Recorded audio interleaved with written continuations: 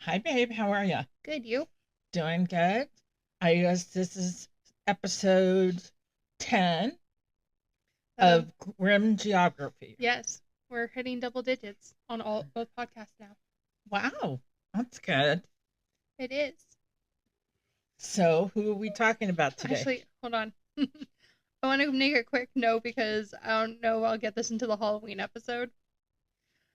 So apparently today we're filming this on the 28th of October. I thought today was the 29th, but it's the 28th I'm of. looking at the things I thought so too.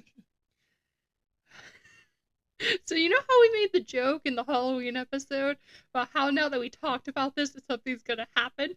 Yes.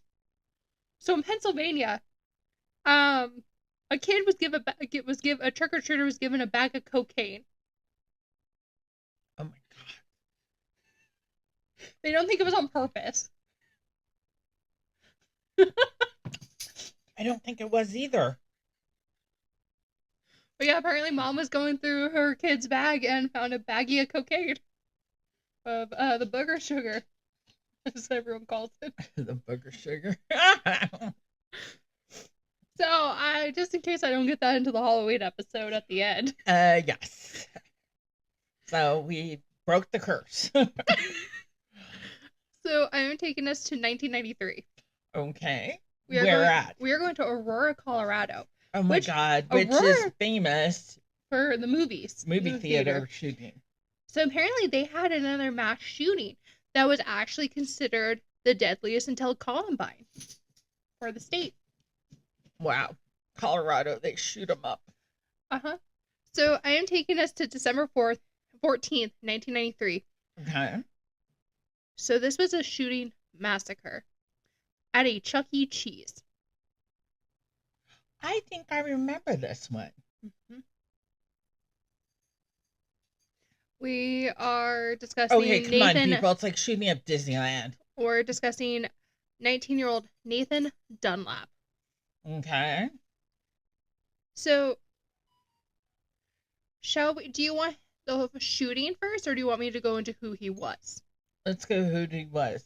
Okay. So, Nathan, he was born April 8th, 1974. Okay. He was raised by his adopted father and biological mother, Okay. who married each other when he was only a few months old. Okay. He has never met his biological father. Okay.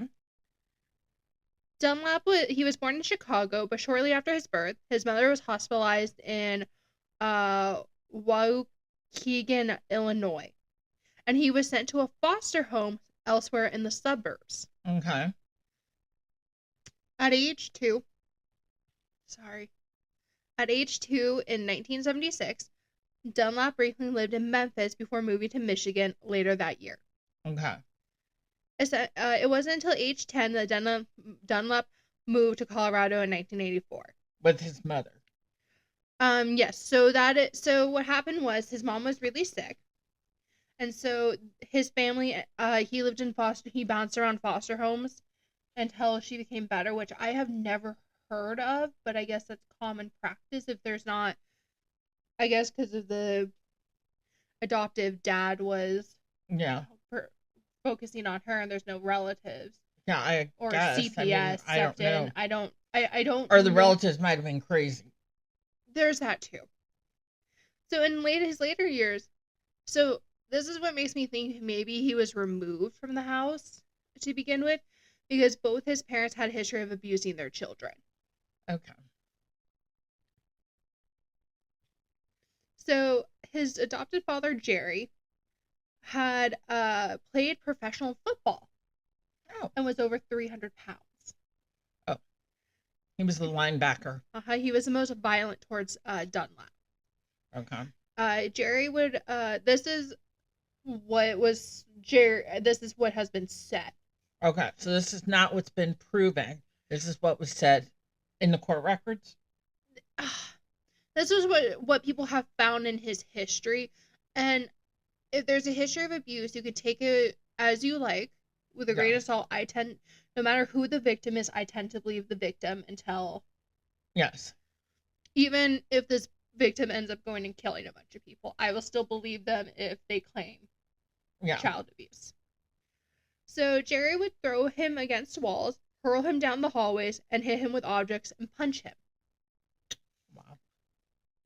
So his mother struggled with mental health issues and was later diagnosed with both schizophrenia and bipolar disorder in 1987. Okay. At least twice in his junior high school years, he attempted suicide. Okay. With that type of situation, I do understand that. I understand that too.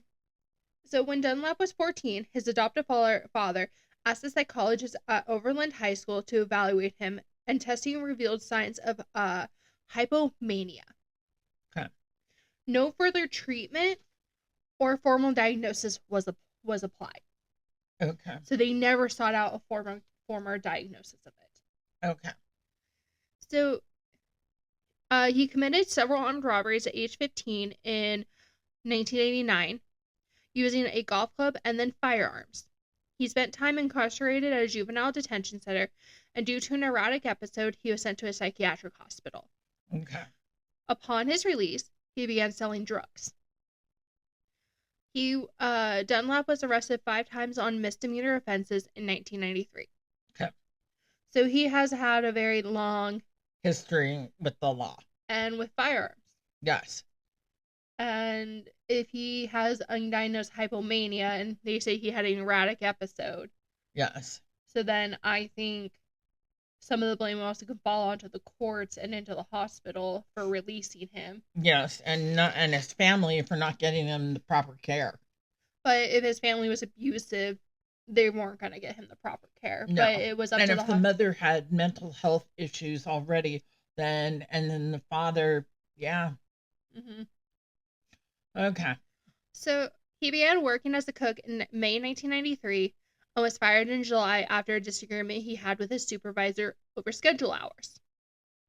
Acquaintances of Dunlap said he was frustrated over the firing and told a former coworker that he planned to, quote-unquote, get even. Okay, was he fired from Chuck E. Cheese? The Chuck E. Cheese. Oh, okay. About the termination. So in September 1993, Dunlap began exhibiting signs of hypomania. Okay. Which hypomania, isn't that the one that sets in your teenage years? Because I know schizophrenia. The schizophrenia. The early 20s to late 20s. Hypomania can be diagnosed at any time, and what it is it's where you can't control your impulses. Yeah. You just think that you're invincible. If you're driving, you'll do 100 miles an hour, not giving a shit about everybody else. There's a bunch of different things. Okay. Yeah, I thought hypomania was the one that's more onset in your teenage years. No, it can be at any time.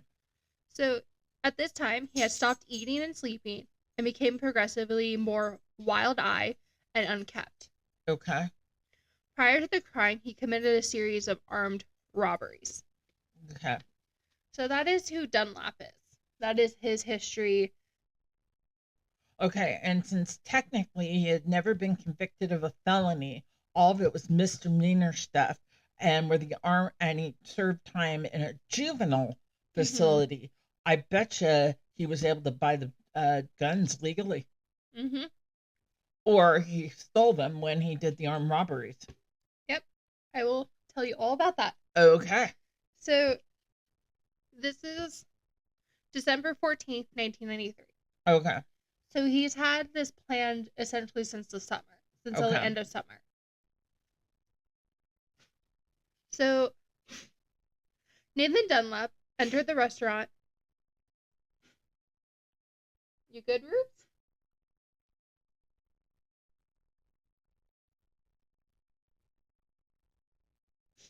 I think she's good now. So Nathan Dunlap entered the restaurant at 9 p.m. where he ordered a ham and cheese sandwich and played an arcade game. So they sell ham and cheese sandwiches at Chuck E. Cheese? In 1993, yeah, apparently. Never heard that. Or I guess because he was a former employee and these were his co-workers. I have been going to Chuck E. Cheese since the 80s, and I don't remember them ham and cheese. They had a salad bar, they have pizza, and maybe they had pasta. That was it. Okay. And we were let out. Maybe it's a regional thing. Maybe.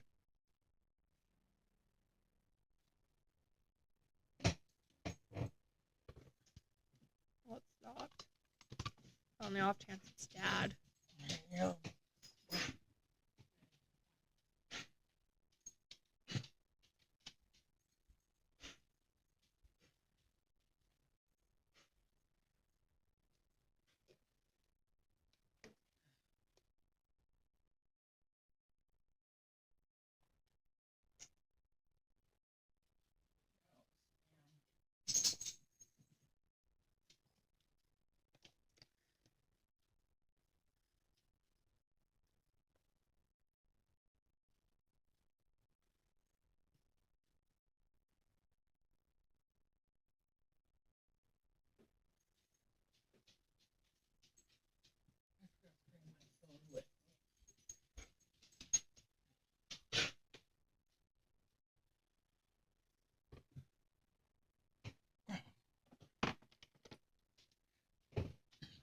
Okay. Already lay down. She's coming up your side, Mom. Back. She's coming up your other side.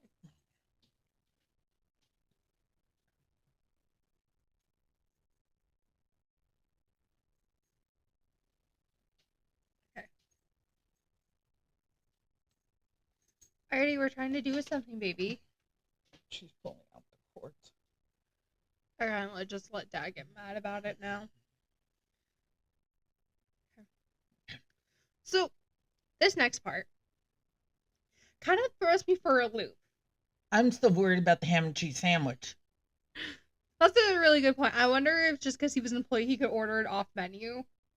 I don't know. Why would they have ham? Ham and pineapple pizza? That's Canadian ham. That's Canadian bacon. You can still use it to make sandwiches. Okay. I don't know. Maybe it's a regional thing. Okay. So this next part. So if anybody lived in that region at this time, please let me know if they serve sandwiches. So this next part kind of throws me because I think back to my retail experiences. So he then hid in a restroom at about 9:50 p.m. until after closing. So what do you mean that you don't check your restroom before you lock up and start doing your closing duties? Well, that means they didn't clean it either. Yeah. That's gross. You know how many kids pee on the floor in there? Yeah, Little but like snot-nosed things. But I think about that. I'm just like, yeah, I worked in like an Old Town Elaine Bryan, but like still, like we checked everywhere to make sure no was in before we closed the gate or locked the door. Yeah, you check the fitting rooms. You check. Okay. You also clean the damn bathroom. Come on, people. My Elaine Bryan. I mean, it depends. My Elaine Bryans didn't have public restrooms technically. Yeah, but you still cleaned them for each other. Like once a week. Yeah, but you guys weren't peeing on the floor, and you weren't snot-nosed little brats. That's some people I worked with. Oh, God. I don't want to hear about them. So he exited the restroom after closing at 10:05 p.m. with a .25 caliber semi-automatic pistol. Okay. So Dunlap first shot Sylvia Crawwell, who was 19. She was cleaning the salad bar. Okay. At least they cleaned that. Right? She was hit from close range in the right ear and was mortally wounded. Okay. Ben Grant, who was 17, he was fatally shot near his left eye as he was vacuuming. Okay. Colleen O'Connor, she was 17. She was fatally shot once through the top of her head as she was on her knees begging him for her life. Oh my God, these people were kids.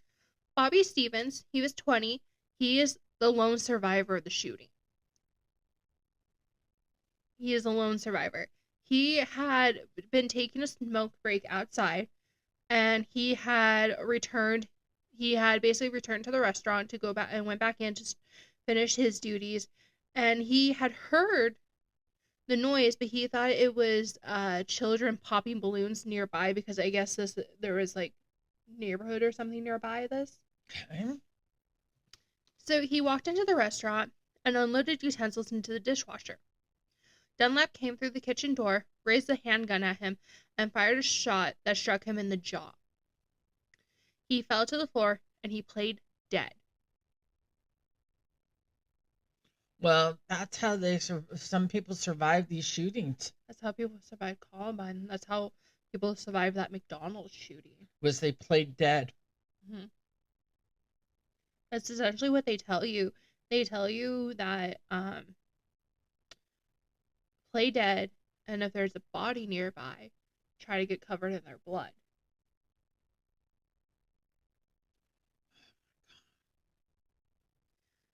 So Dunlap then forced Marge Kohlberg, who was 50, who was also the store manager. Is that the one who fired him? To unlock the safe. After she opened it, he shot her in the ear. As he was taking the cash out of the safe, he fired a second fatal shot through her other ear after he noticed she was still moving. The manager who fired Dunlap was not present at the restaurant. 6 spent shell casings were found inside the restaurant. So Stevens, during all this, escaped through a back door and walked to the nearby Mill Pond apartment complex, where he pounded on a door to alert someone that he and others had been shot at the restaurant. Yeah, because that was the day when they didn't have cell phones. Mm-hmm. He was hospitalized at Denver General Hospital in fair condition. As authorities arrived on the scene, they found 2 bodies in the restaurant's hallway, a third in a room off the hallway, and the fourth in the manager's office. Crawwell was sent to Denver General Hospital, where she was declared brain dead. She died from her injuries the next day at Aurora Regional Medical Center. So Dunlap fled the scene with about $1,500 worth of cash and game tokens. He was arrested at his mother's apartment 12 hours later. Okay, so he stole all this stuff. What I don't know what he was going to do with the game tokens. I'm just saying. And went to home. Mm-hmm. Went home. The guy who survived knew who it was. Mm-hmm. But Dunlap didn't know he was alive. Wow. Mm-hmm. Wow. So there is a documentary out there about this. And so the footage captured the moments like Ruby.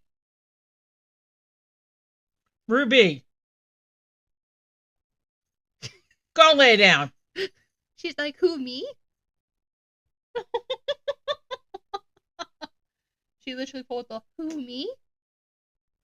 So it's called home movie footage is what they're calling it. Uh-huh. Captured the moments right after the shooting. So it shows various items scattered all over the interior.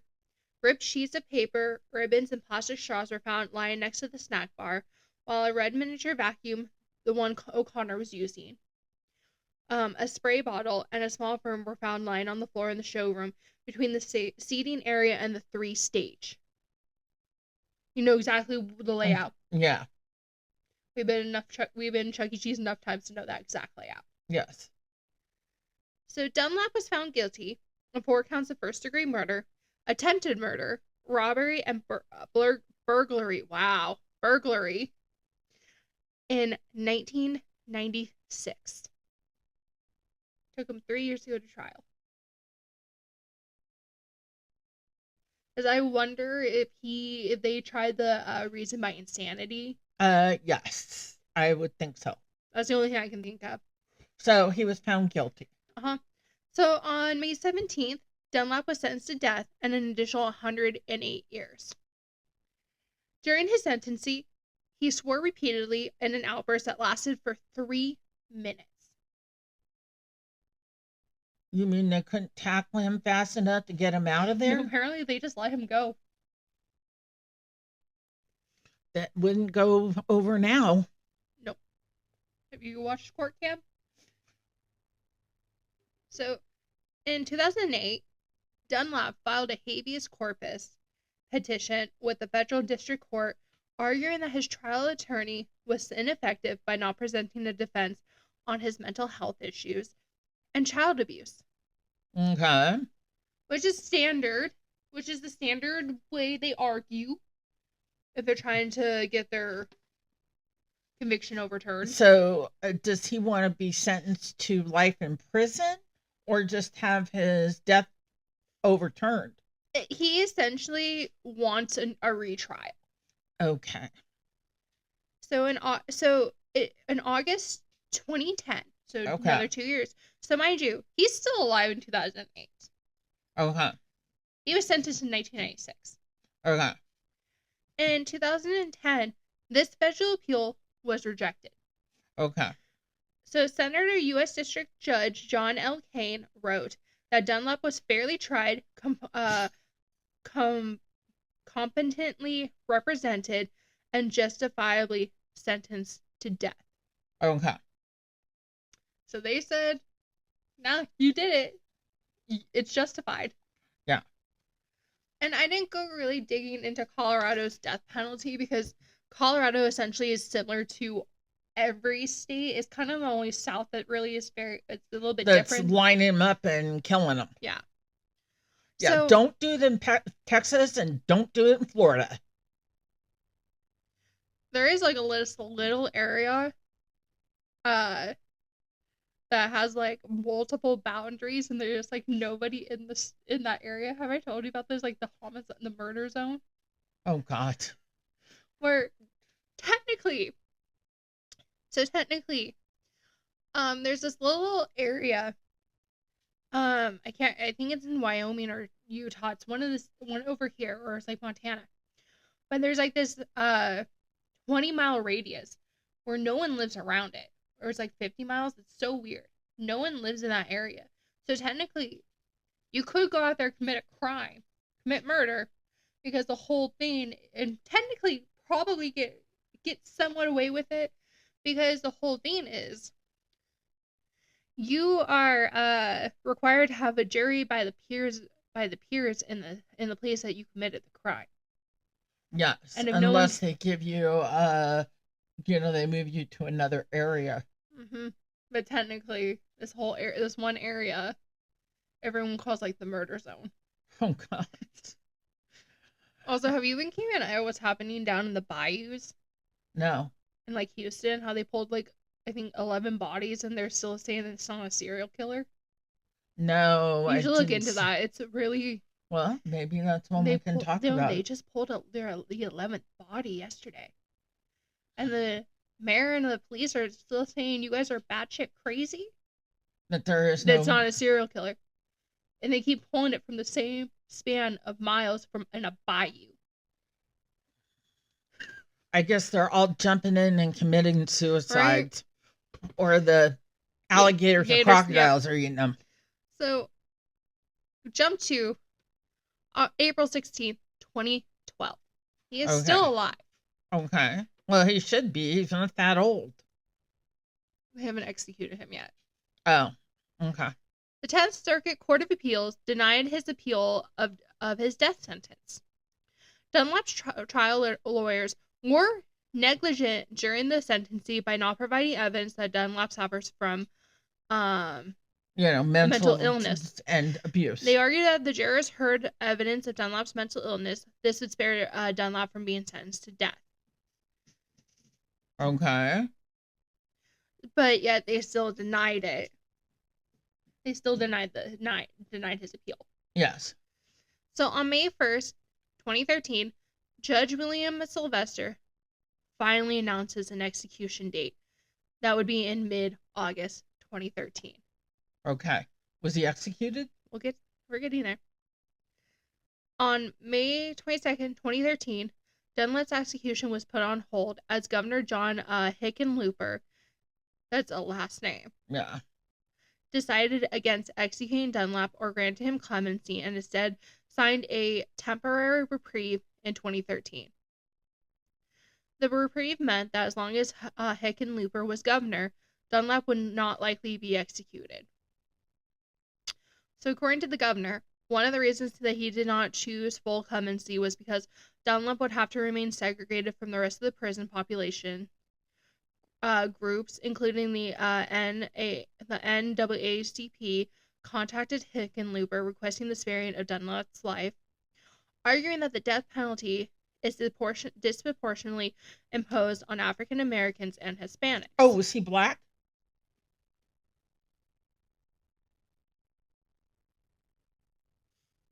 You know what? I never actually looked into that. Because they're saying African Americans Or Hispanic. and Hispanic.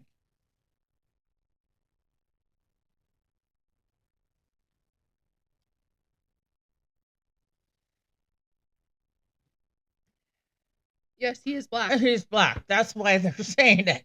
I was just kind of like, why are they saying that? They can't be saying that if he's a white prisoner. Mm-hmm.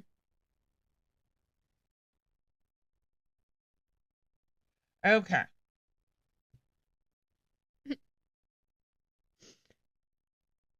I cannot believe I never looked into that. Yeah. Well, we've got another thing. We've talked about the abuse and the mental health in African American families. We talked about that in one of our previous ones. Literally, Phoenix. And yeah, in Phoenix. We talked about it in a couple other ones too, but yeah, Phoenix. Yeah. So, the reprieve also meant that unless a governor issued a new executive order, the status of the execution and clemency request would remain on hold. Okay. Hickenlooper was constitutionally limited from running for a third term. Thus, they got a new governor. Oh. So in Washington, that's not a thing. It's not a thing. I think Inslee's the second one. Was 4 terms? Yeah, he was like the second governor to go more than 2 terms. Yeah, it wasn't a thing. So on November 6, 2018, Jared Polis was elected governor. During his campaign, he said he intended to sign a bill repealing the death penalty in Colorado.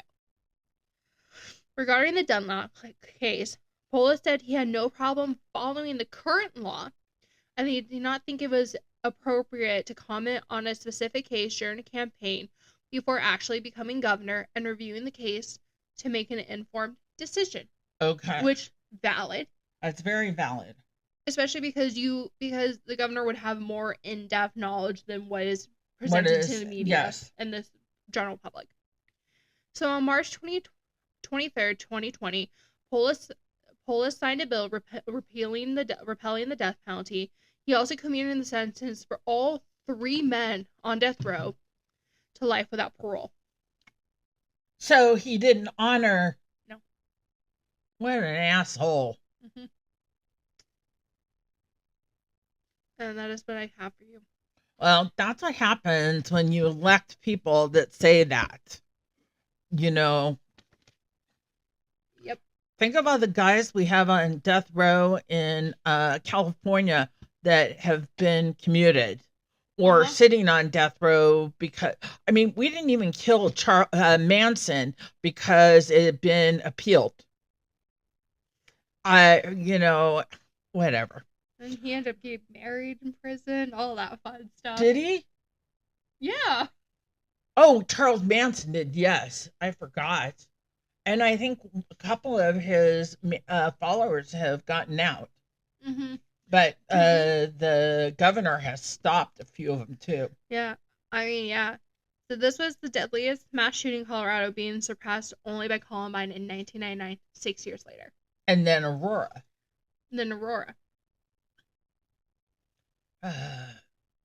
People are crazy. No, they don't move to Colorado. I was actually, surprised by all that. So, but yes, This is the 1993 Chuck E. Cheese shooting massacre. Oh my God. They killed kids. I mean, those teenagers were kids. And one of them was on their knees begging for her Her life. life. That sucks. That absolutely sucks. Okay. So I definitely want to hear what you guys have to say about it and what you think of Colorado and the Colorado's governor beautiful. who got rid of the death penalty. Yeah, I'm very curious about Polis. Yeah, so am I. Very curious about him. Okay, sweetheart. See you later.